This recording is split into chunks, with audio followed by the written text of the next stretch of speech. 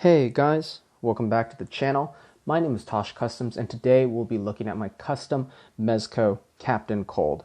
This guy's chock full of details, and so I'm super excited to break him down and go over him. And so without further ado, we'll take a look at the accessories first. So as always, I will pop off his head and we will dive right in.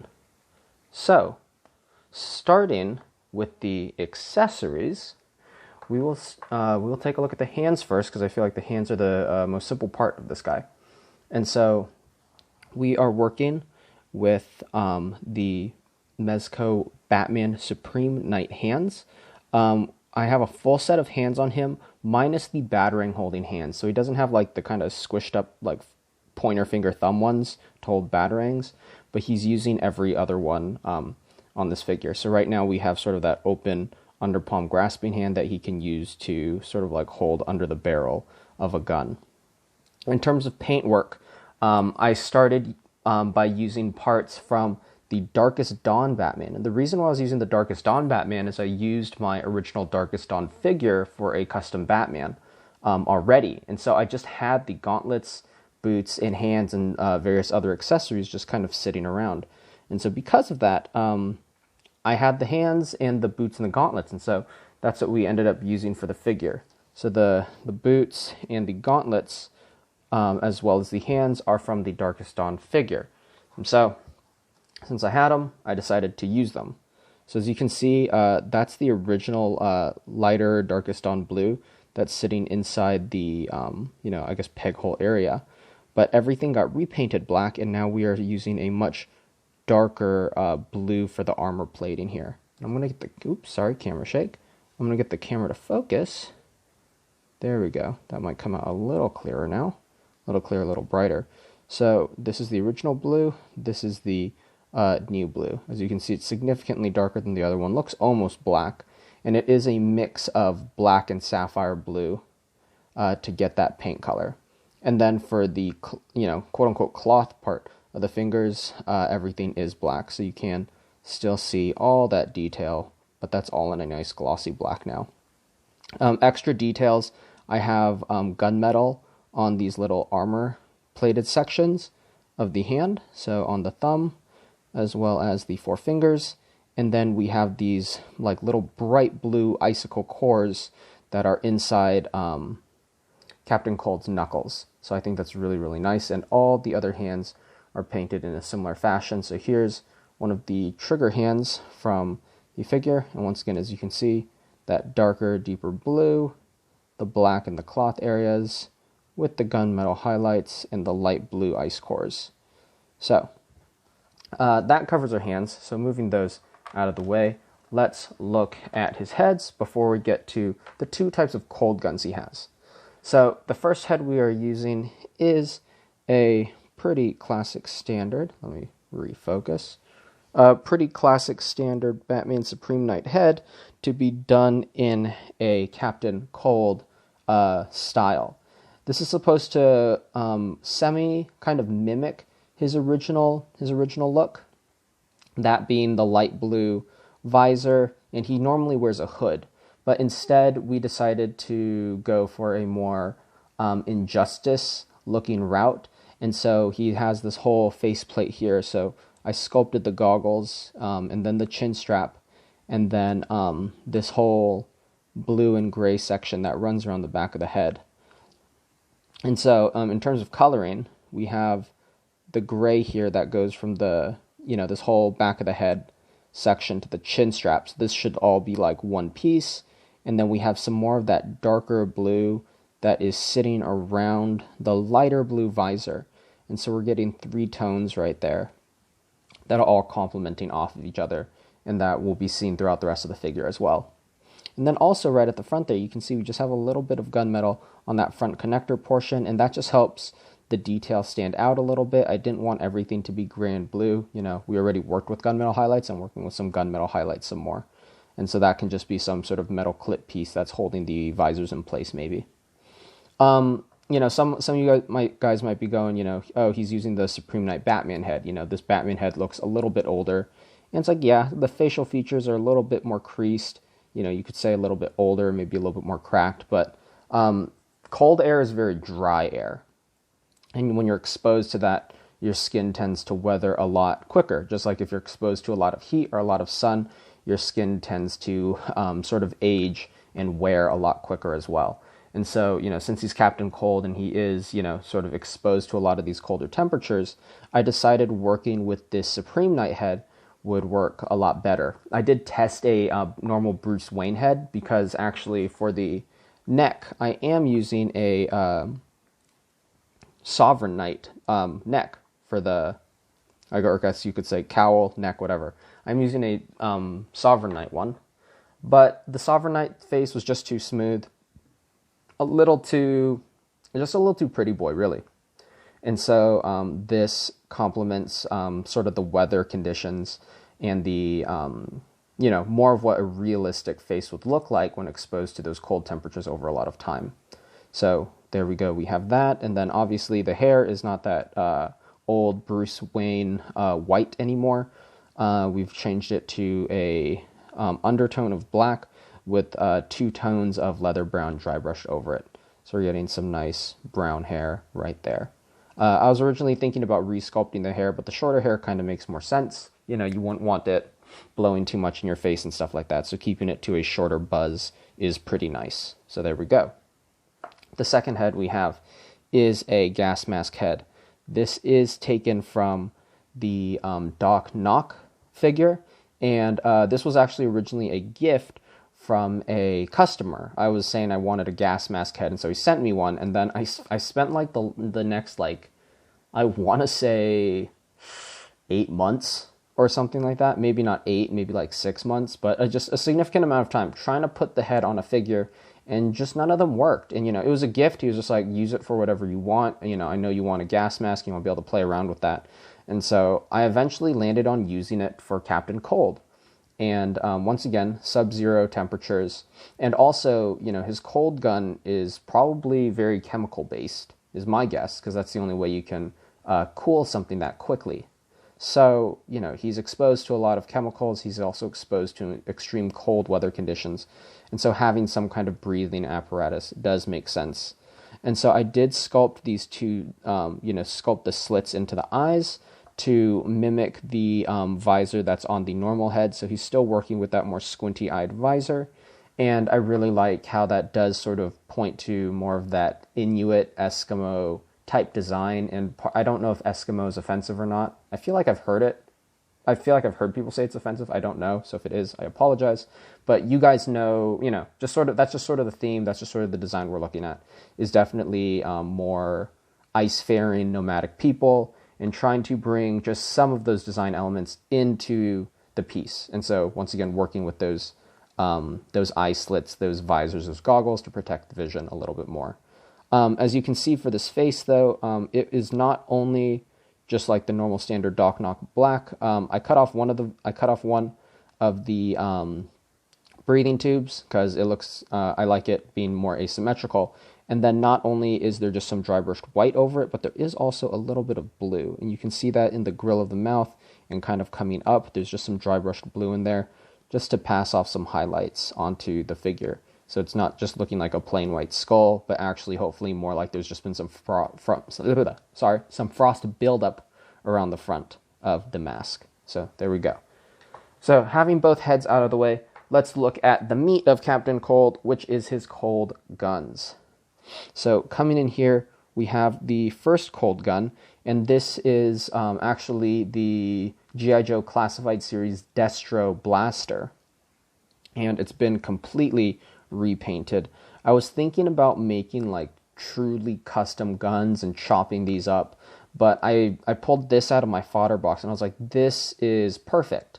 I was looking at the classic Captain Cold gun, and it has a very, 70s superhero-esque look. It's all chromed out. It's really smooth. It's got like this bright blue glowing bit in the center. And I said, this mold just really, really captures all those design elements really perfectly. So the original gun has some bits of red on it. So I repainted the whole gun black first. I cut off all the little red highlights that were on the gun. And then after that, I dry brushed it with a gunmetal, and then I dry brushed it with a chrome silver, and then I hit the highlights with this, this icy blue. And by the way, this icy blue color is not something that comes in a bottle. If it is, I don't own it. I was mixing my own white and sky blue together to get this lighter, milkier blue tone. So dropped blue into the barrel of the gun, as well as onto this little nub here, and then into these two little, sort of core charger energy condenser type designs up there. And so we have that. I also have some gold inside this little exhaust vent type piece right there, as well as some glossy red inside the scope of the gun. You can also see just like this little red light button right there, and just wanted to incorporate some of the red to bring some contrast. I think it's really cool to have that bright red against that very cool blue look, and so wanted to show that off. There's a lot of gloss paint in there too, just to get some of that shine and some nice reflection on there. And so I feel like this is a nice updated look for a cold gun. Still has that very chrome, shiny, glowing aesthetic, but brings in some nice little modern twists to it as well. It's not nearly as smooth. It's got a lot more angles to it. And so I feel like in that way, it does bring a sense of realism to the overall design. And I like him having a scope on it, especially if he's going up against flash. He might want a little zoom and not just be trying to like muscle memory, just kind of like point and shoot, but maybe getting some accuracy in there as well for some distance encounters. So I do like that. Finally, we have what I am dubbing the Cold Cannon. And this is a slightly modified version of a gun that's come in many Mezco releases as of late. I don't know what to call it besides a cold cannon, and I don't know what Mezco normally calls it when they sell it. But I got this from a cable figure because I was using some cable parts for my White Panther, or my, what did I call it? White Panther? White Jaguar? I don't remember what I called him. But my Wakandan Winter Soldier figure, I was using the robotic arm, and so I had this gun because of that. So in repainting the gun, I painted all the little orange bits that were all over the gun. I painted them all black first, and then I mixed some more of that icy blue and painted that icy blue into the, sort of like energy tube that runs through the gun, as well as some of these glowing divots up on the top here.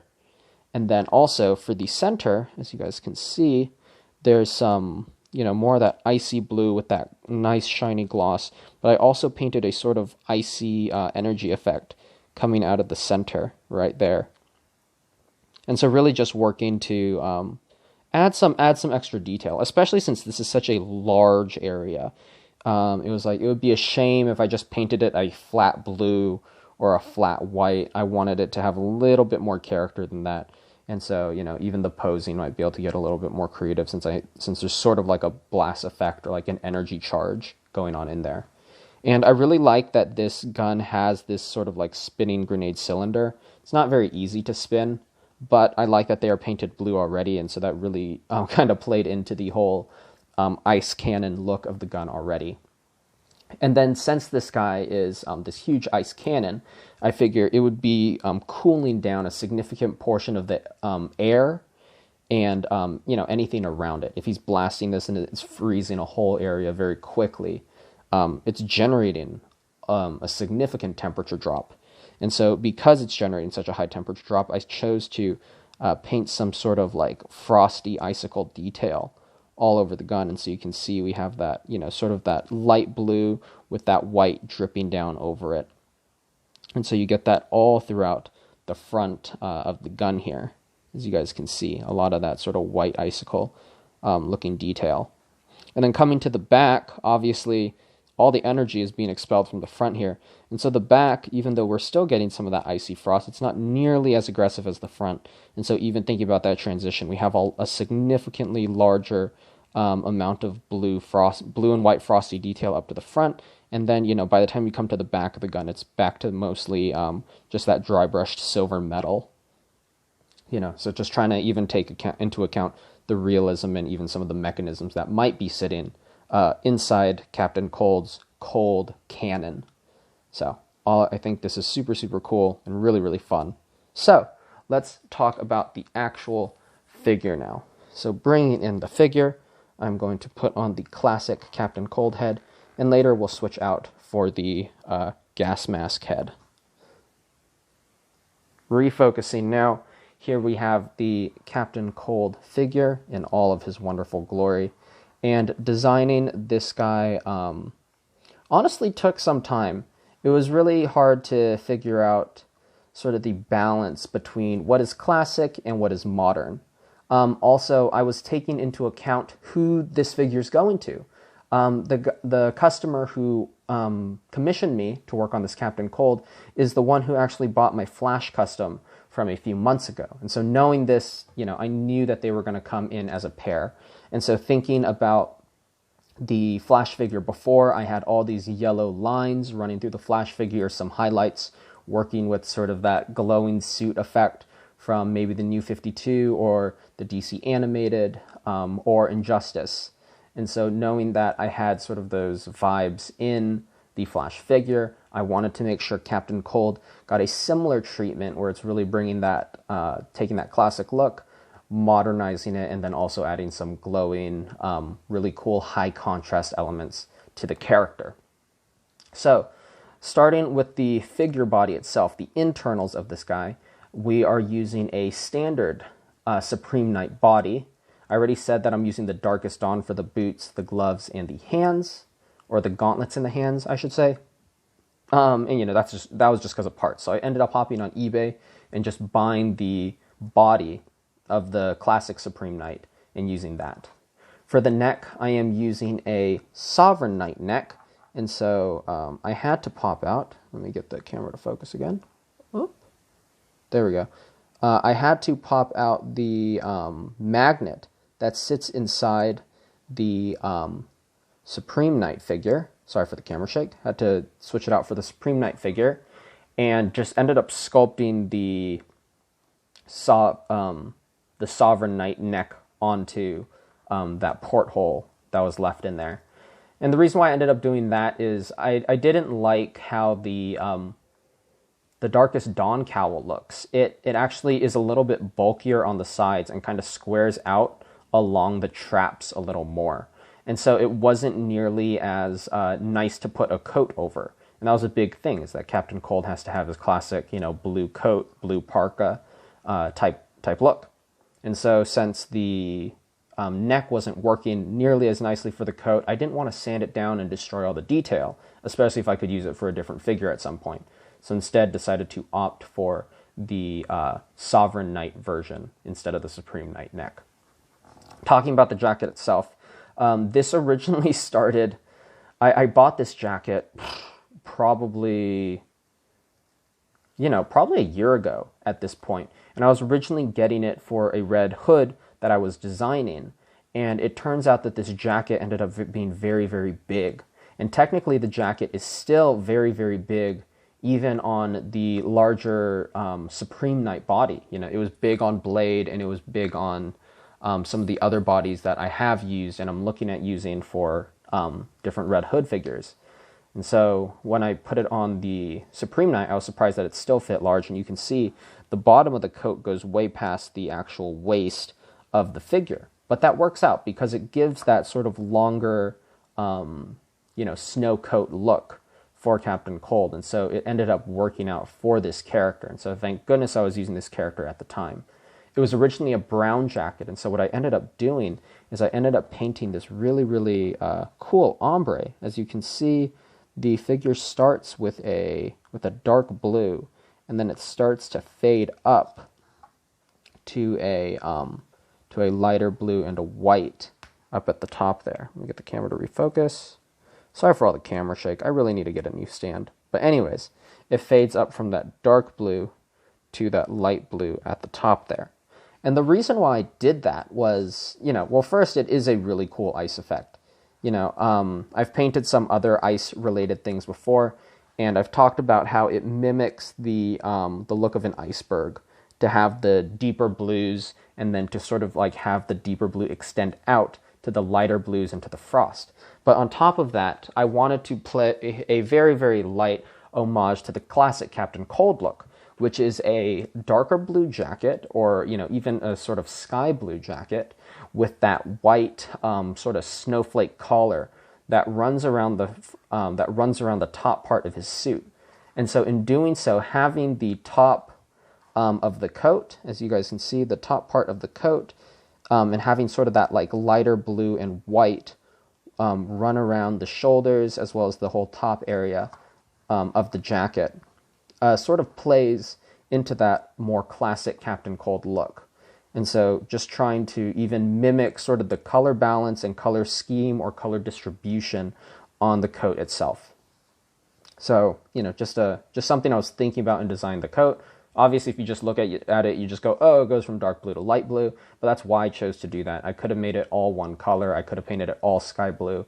But the ombre was supposed to sort of mimic that deeper blue to even that, lighter blue white collar that the classic outfit has.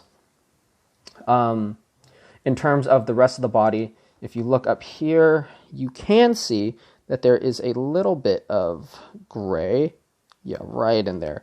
You can see that there is some of that gray undersuit from the normal Supreme Knight, but then I did paint his lower half black because I wanted him to have some black pants.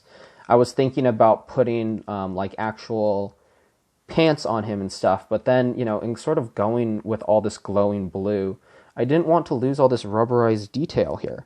I was like, it would be a shame if I lost all this rubberized paneling.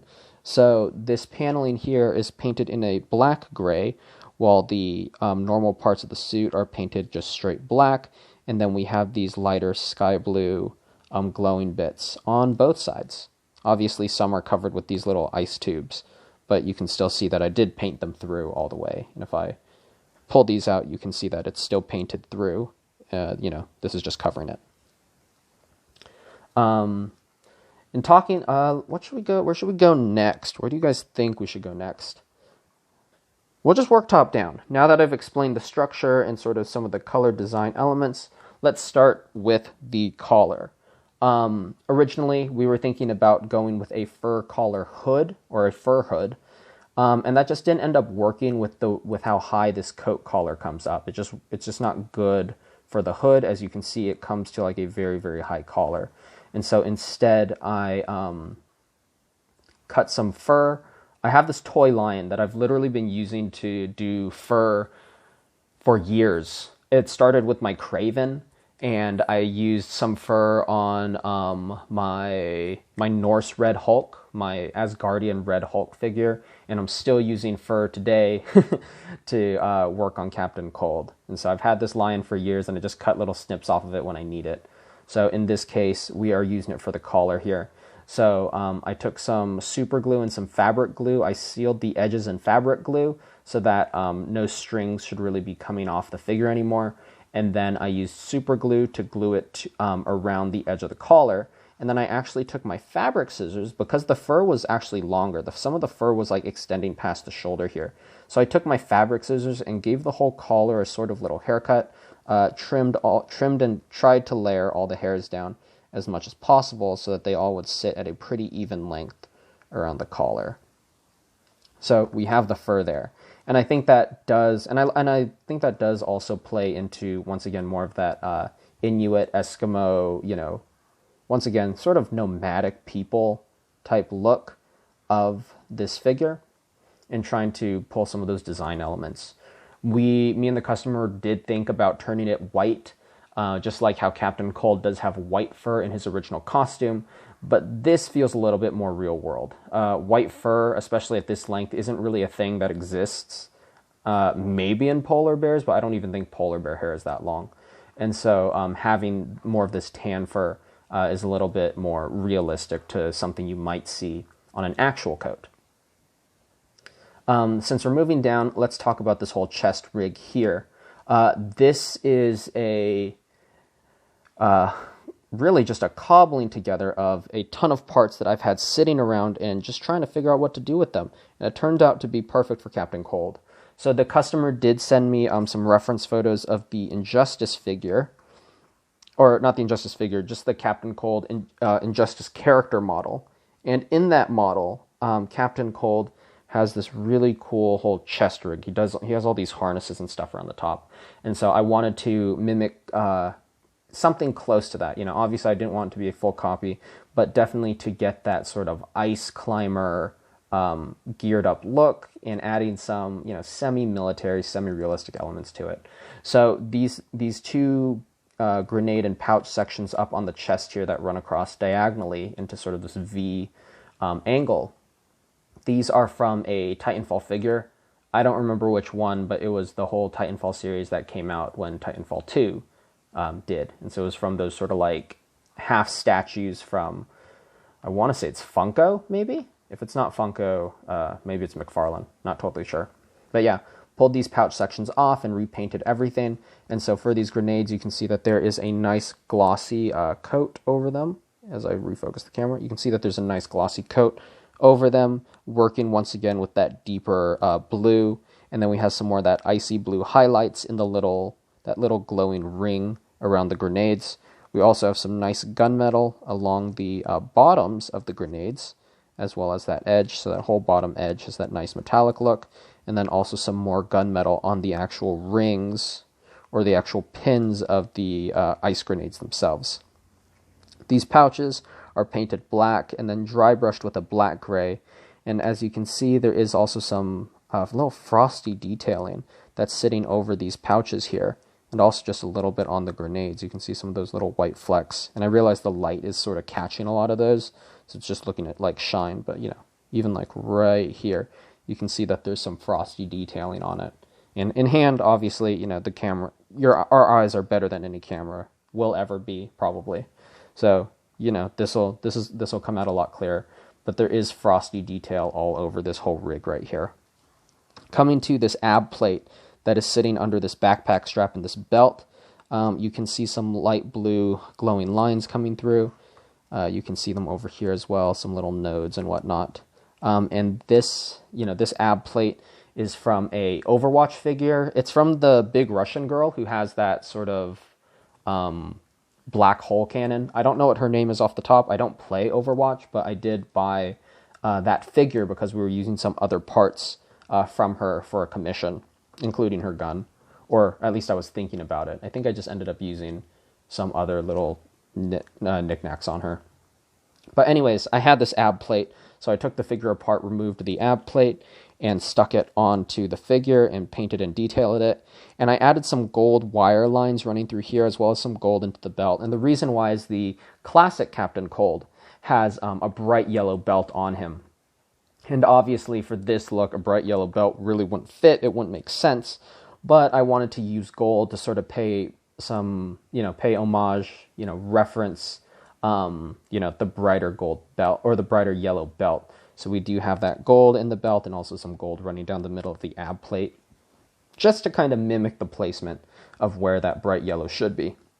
Looking at these pouches on the side, they're also done in a dark blue. You can see that the little clip is painted in gunmetal, and actually the strap that is tying the top of the pouch down is done in a black, and you can see some more of that frosting detail there, as well as some frosting detail in that dark blue on this pouch on the side. Coming around to the back, I just want to point out that all his little tabs and harnesses all have some gunmetal detailing on the little adjustment rings, so you can see that they exist all over. Camera shake. All over the figure. I didn't miss any of these harnesses. I wanted them all to get that detailing. So, you know, as realistic and as accurate as possible. So we have that there. What's holding all this whole rig together is there's this black piece of fabric that is from a Kylo Ren cape. So it does have some texture to it, and you can see some of it right there. And so it is this square piece of fabric that is running across like this middle chest area, and I actually cut it into a little V. The camera won't pick it up, but there is a little V that sits like right where the zipper is, And the reason why it's not just a straight square across, but I cut that divot into it so that the zipper could sit nicely, is so that it sort of followed the same direction that the collar did. Because without that V, it really does look like a square piece of fabric that's like sitting under, but that V makes it feel much more like a fabric harness and almost, customized and designed for his rig. So just even adding that little cut in there visually kind of hides, really, kind of hides what it really is, which is just a square piece of fabric. And so cutting that divot in there definitely changes up visually how that looks, and it allows the zipper to sit a little bit lower versus having the zipper get stuck at the top of that square. So there's that square piece of fabric, and that's what these two pouch grenade harnesses are attached to, as well as his abdomen armor. And we're using the backpack strap coming all the way around, just to look like it sort of tightens and cinches everything together. And so that works out well because we have these two sets of buckles. We have the belt buckle as well as the backpack buckle. Coming to the gauntlets now, we ended up leaving the fins on the Batman gauntlets. I asked the customer about it, and he was like, it works. It's fine. I was like, cool, saves me a little bit of time.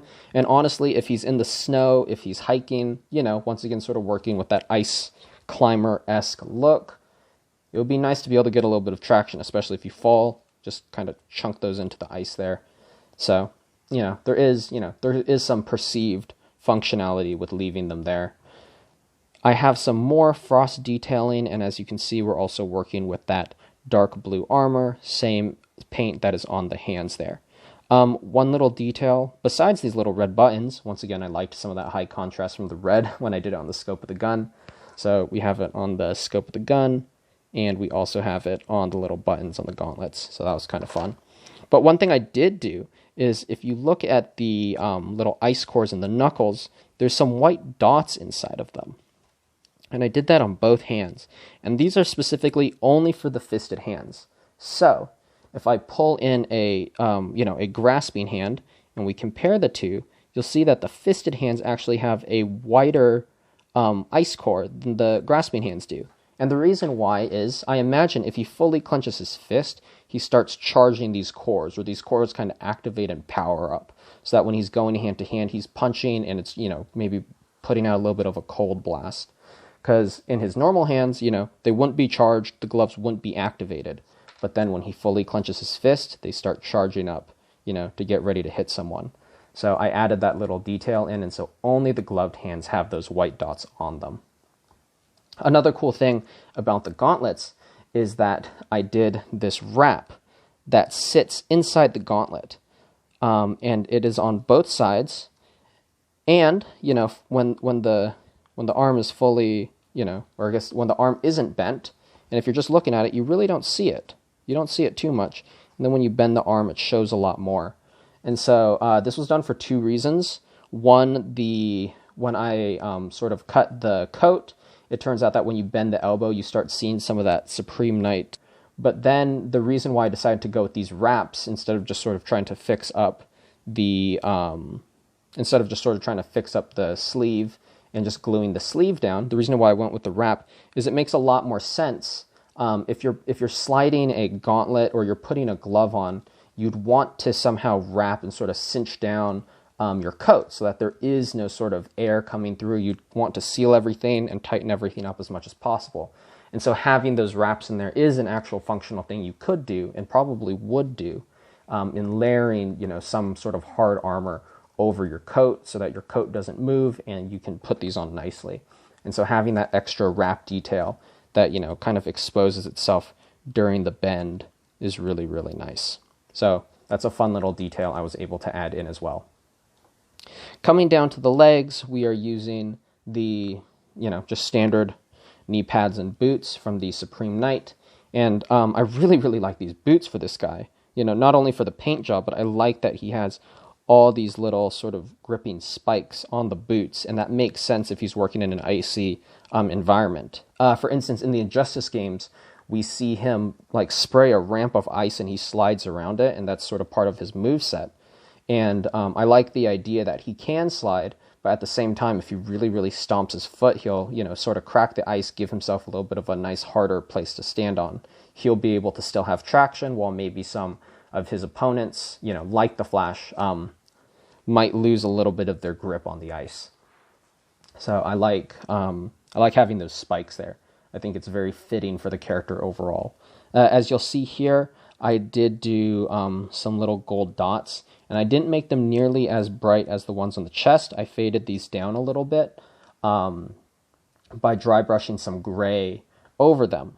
And just to do that because, you know, if these boots are all frosted over, if he's been in the snow, you know, snow equals mud usually. And so I didn't want them to look nearly as shiny and nearly as nice, and so I muddled that down a little bit.